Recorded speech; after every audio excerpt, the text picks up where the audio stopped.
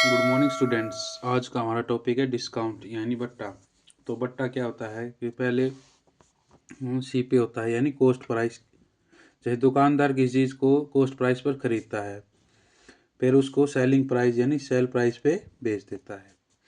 और बट्टा क्या होता है? बट्टा होता है हमारा एमआरपी पे, यानी जो मार्क प्राइस होता है ना उस पे, और वो भी इसको सेलिंग प्राइस पे बेच देता है, लेकिन बीच में वो क्या देता है? डिस्काउंट, चाहे वो कितने भी परसेंट का हो। और जो कॉस्ट प्राइस और सेलिंग प्राइस में होता है उसमें लॉस होता है या प्रॉफिट होता है। तो एम मार्क प्राइस यानी एमपी में क्या होता है कि वो डिस्काउंट दे दिया उसने। जैसे कोई चीज़ है, कोई बुक है, वो है 500 रुपये की, और डिस्काउंट दे दिया उसने 10% का। डिस्काउंट देने के बाद जो एमआरपी पे जो लिखित वैल्यू प्राइस होता है उसका 10% उसने 10% दे दिया, तो 500 का 10% कितना हो गया? 50। तो जो बुक 500 रुपये की थी वो 50 रुपये सस्ती, यानी डिस्काउंट देने के बाद कितनी की पड़ेगी? 450 रुपये की। तो यही डिस्काउंट होता है। सो आज का हमारा पहला प्रश्न है, find the equivalent discount of the following. बट्टा ज्ञात करो। तो इसमें हमें बट्टा निकालना है। तो कोई चीज़ है वो 100 रुपये की है, तो उसने पहले दिया 50% का डिस्काउंट, तो वैल्यू की 100 का 50% यानी वो 50 रुपये की होगी। फिर उस पर 10% का दे दिया डिस्काउंट, तो 50 का 10%। अभी हमें इस 50 पर निकालना 10%, तो 50 का 10% हो गया 5, तो ये हो गया हमारी 45 की। तो हमें अब टोटल डिस्काउंट निकालना है, कितना पड़ा? तो 100 में से पहले 100 थी वैल्यू, 45 का डिस्काउंट हो गया, तो वैल्यू कितने का परसेंट का हमें डिस्काउंट मिल गया? 55% का। Correct option A. एक पुस्तक का निम्नलिखित मूल्य 600 रुपये और बट्टा 20% है, तो मूल्य बताना है। तो मूल्य था 600 रुपये, बट्टा उसको मिल गया 20%, प्रतिशत बटा 100, तो 2 जीरो से 2 जीरो, तो 6 दूनी 120 रुपये, यानी 120 रुपये के उसे बट्टा यानी डिस्काउंट मिल गया। तो 600 में से 120 घटा देने के बाद वैल्यू जो बट्टा के बाद वैल्यू आएगी वो आएगी 480 रुपीज़। तो करेक्ट ऑप्शन बी।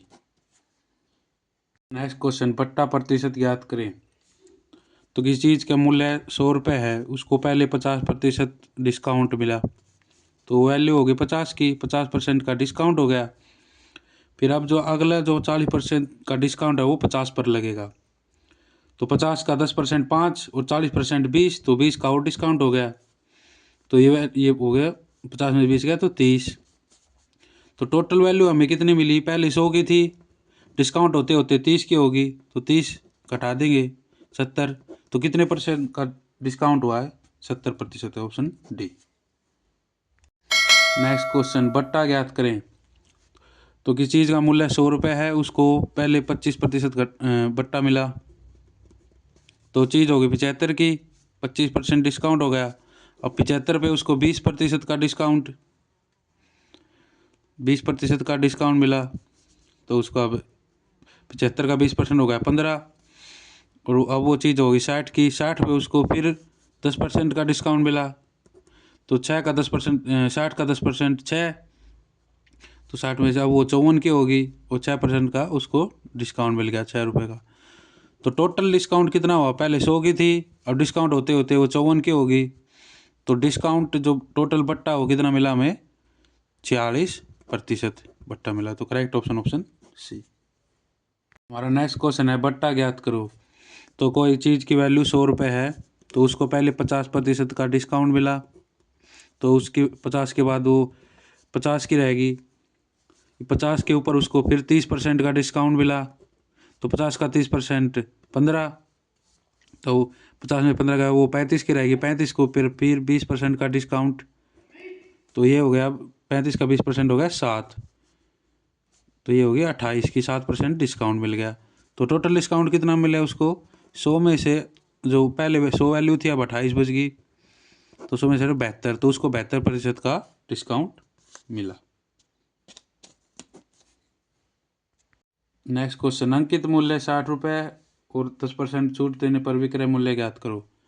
तो अंकित मूल्य उसका है 60 रुपये गुणा 10% की छूट बटा 100, तो 10 से 10, 10 से 10, 6 एकम 6, तो उसकी 60 वैल्यू थी, वो 6 का उसको डिस्काउंट हो गया, तो उसकी वैल्यू कितने रुपए बचे? 54 रुपए की वो डिस्काउंट के बाद वैल्यू, ऑप्शन ए।